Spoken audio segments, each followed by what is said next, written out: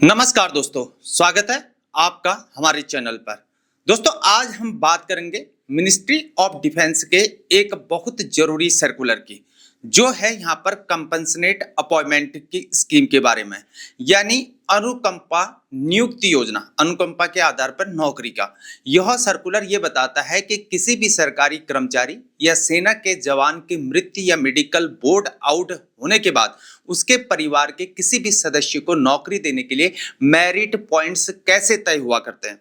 अगर आपका कोई भी परिजन डिफेंस में अगर वो है, ठीक है ना, या आप खुद इस स्कीम के बारे में अगर जानना चाहते हैं तो यह वीडियो पूरा आपने अंत तक जरूर देखना है। चलिए शुरुआत करते हैं। तो मेरे दोस्तों, सबसे पहले यह समझते हैं कि यह स्कीम है क्या भला की। कंपनसेट अपॉइंटमेंट स्कीम का आखिर मकसद क्या है। किसी भी सरकारी कर्मचारी या आर्म्ड फोर्सेस के मेंबर्स की मृत्यु हो जाने पर या पर्सनल की मृत्यु हो जाने पर उसके परिवार को आर्थिक तंगी से बचाना और तुरंत उसको राहत देना। यह स्कीम सबसे पहले 1993 में लागू हुई थी, जिसमें एक 100 पॉइंट्स वेटेज सिस्टम बनाया गया था। इसे 2001 में फिर रिवाइज किया गया था, फिर 6 पे कमीशन फिर लागू हो गया था। उसके बाद 2010 में फिर दोबारा से फिर इसमें बदलाव हुआ और अब 7th पे कमीशन लागू होने के बाद 2018 में ये नया सर्कुलर्स जारी हुआ था और जिसकी आज हम बात कर रहे हैं।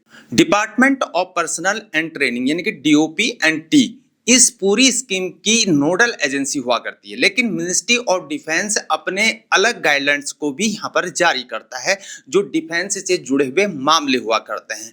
100 पॉइंट स्केल पर जो सबसे ज्यादा स्कोर को करता है उसे नियुक्ति में यहाँ पर प्राथमिकता दी जाती है।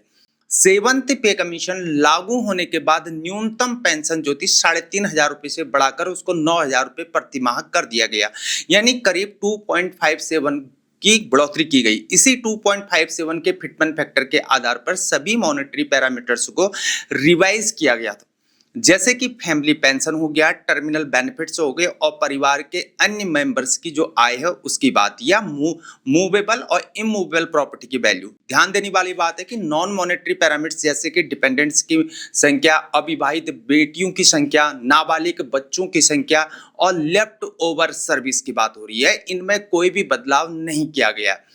अब चलिए एक एक करके सारे पैरामीटर्स को हम यहाँ पर समझते हैं। सबसे पहले बेसिक फैमिली पेंशन में 20 पॉइंट्स मिला करते हैं। जितनी कम पेंशन होगी उतने ज्यादा पॉइंट्स मिलेंगे, जैसे कि 9,000 रुपए तक पेंशन होने पर 20 पॉइंट्स मिलेंगे, 9,001 से लेकर 11,500 तक पर 18 पॉइंट्स मिलेंगे। इसी तरह घटते क्रम में 31,501 से ऊपर होने पर 0 पॉइंट्स होंगे। यानी सिस्टम का यहाँ पर जो लॉजिक है वो बिल्कुल साफ है कि जिस परिवार की आर्थिक स्थिति सबसे ज्यादा कमजोर होगी उसे सबसे ज्यादा पॉइंट्स मिलेंगे। अब बात करते हैं लमसम अमाउंट में। लमसम अमाउंट में 10 पॉइंट्स मिलेंगे और इसमें आता है DCR, gratuity, GPF, PPF, balance, leave investment, CG, EGS, LIC, PLI वगैरह वगैरह। 10 लाख रुपए तक मिलने पर 10 पॉइंट्स मिलेंगे और बढ़ते हुए अमाउंट के साथ पॉइंट्स यहाँ पर घटते चले जाते हैं और 26,87,501 रुपए से ऊपर 0 पॉइंट्स होंगे। फिर उसके बाद यहाँ पर आता है परिवार के अन्य मेंबर्स की जो वार्षिक आय है उसमें 5 पॉइंट्स मिलेंगे।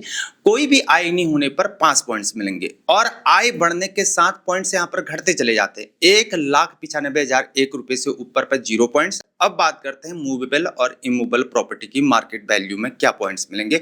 उसमें मिलेंगे 10 पॉइंट्स। ध्यान देने वाली बात है कि यह वो प्रॉपर्टी है जो लमसम अमाउंट से बिल्कुल अलग होती है।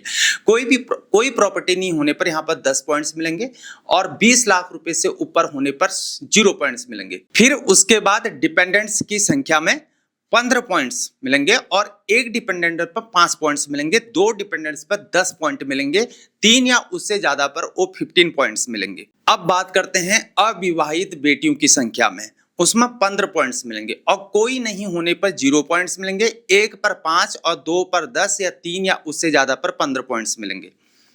अब बात करते हैं नाबालिग बच्चों की संख्या में कितने पॉइंट्स मिलेंगे। उसमें मिलेंगे 15 पॉइंट्स। वही पैटर्न 0, 5, 10, 15 पॉइंट्स से क्रमशः ऐसे होगा। अब बात करते हैं बची हुई सर्विस के बारे में। जो मैंने बोला कि लेफ्ट ओवर सर्विस की बात करी थी, उसमें 10 पॉइंट्स मिलेंगे और 5 साल तक पर 2 पॉइंट्स, 5 से 10 साल पर 4 पॉइंट्स और 10 से 15 साल पर 6 पॉइंट्स मिलेंगे। 15 से 20 साल पर 8 पॉइंट्स मिलेंगे और 20 साल से ज्यादा पर यहाँ पर 10 पॉइंट्स मिलेंगे। टोटल मिलाकर यह जो होते हैं मेरे दोस्तों 100 पॉइंट्स बन जाते हैं। अब कुछ जरूरी बातें जो आपको यहाँ पर पता होनी चाहिए। पहली बात क्या? पहली बात यह है कि यह नए नियम तुरंत प्रभाव से लागू होते हैं, लेकिन जो केस पहले से बोर्ड्स ऑफ ऑफिसर्स के सामने पुराने नियमों के हिसाब से विचाराधीन है, उन्हें यहाँ पर दोबारा नहीं खोला जाएगा। और दूसरी बात आपको पता होनी चाहिए, अगर किसी की मृत्यु या डिसेबिलिटी बहुत पहले हो चुकी थी और अब रिलेटेड यानी कि देरी से रिक्वेस्ट यहाँ पर आ रही है, तो टर्मिनल बेनिफिट्स के पॉइंट से इस हिसाब से यहाँ पर तय होंगे। मतलब मृत्यु 9 मार्च 2001 से पहले हुई हो तो 1993 वाले पैरामीटर लागू होंगे और मृत्यु 9 मार्च 2001 से 21 जनवरी 2010 के बीच हुई तो 2001 वाले पैरामीटर लागू होंगे। मृत्यु 22 जनवरी 2010 से 31 दिसंबर 2015 के बीच हुई तो 2010 वाले पैरामीटर लागू होंगे। यानी हर केस की टाइमलाइन के हिसाब से सही पैरामीटर सेट यूज यहां पर होगा। तो मेरे दोस्तों, यह था मिनिस्ट्री ऑफ डिफेंस का 19 जनवरी 2018 को जारी किया हुआ सर्कुलर, जिसमें कंपनसेट अपॉइंटमेंट्स के लिए यानी कि अनुकंपा के आधार पर नियुक्ति के लिए 100 पॉइंट्स मेरिट सिस्टम को 7th पे कमीशन के हिसाब से यहाँ पर अपडेट किया गया था। मेरे दोस्तों, अगर आपका कोई भी परिचित इस स्कीम के लिए यहाँ पर अप्लाई कर रहा है तो सबसे जरूरी यहाँ पर यह है कि सही डॉक्यूमेंट्स को यहाँ पर आपने इकट्ठा करना है। जैसे कि पेंशन ऑर्डर हो गया, जीपीएफ पीपीएफ के बैलेंस हो गए, प्रॉपर्टी डिटेल्स हो गए, व मृत्यु की सही डेट को आपने नोट करना है, क्योंकि टर्मिनल बेनिफिट्स का पैरामीटर उसी पर यहाँ पर डिपेंड होता है। साथ ही अपने डिपार्टमेंट के बोर्ड ऑफ ऑफिसर से यहाँ पर आपने संपर्क करना है। मेरे दोस्तों, अगर आपको यह जानकारी अगर आपको उपयोगी लगी है तो इस वीडियो को लाइक करिए और वीडियो को शेयर कीजिए ताकि सही जगह ये पहुंच पाए। चैनल को सब्सक्राइब करें। फेसबुक पर देख रहे हैं तो हमें जरूर फॉलो करें और कमेंट्स में बताएं कि आप किस विषय पर नेक्स्ट जानकारी को चाहते हैं। धन्यवाद। मिलते हैं नेक्स्ट वीडियो में। मैं हूं हीरा परिहार। जय हिंद। भारत माता की जय।